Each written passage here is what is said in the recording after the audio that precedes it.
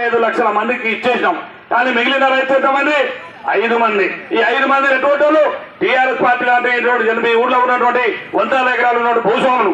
ఈ భూస్వాములు నలుగురు కలిసి ప్రభుత్వాన్ని రేవంత్ రెడ్డి గారిని బదనాలు తిరిగితే ఇదే ప్రభుత్వం ఎన్ని కష్టాలైనా ఎన్ని ఇబ్బందున్నా ఇవాళ ఆ 5 లక్షల మంది కూడా అనే ఉన్నటువంటి రైతాంగాన్ని అందరికీ రైతు బంధును అమలు చేసాం. మీ సెల్ ఫోన్లో చూసుకోండి, త్వరలో ఉంటే మీకు కూడా రైతు బంధు పడ్డదని చెప్పి ఈ సందర్భంగా మనం చేస్తున్నాం. ఈ రోడ్డెక్కడే కాదు, ఇవాళ రైతులకు ఇచ్చిన మాట ప్రకారం ఆనాడు కేసీఆర్ లక్షల రూపాయలు రుణమాఫీ చేస్తానని 10 సంవత్సరాలు రుణమాఫీ చేయలేకపోయాడు.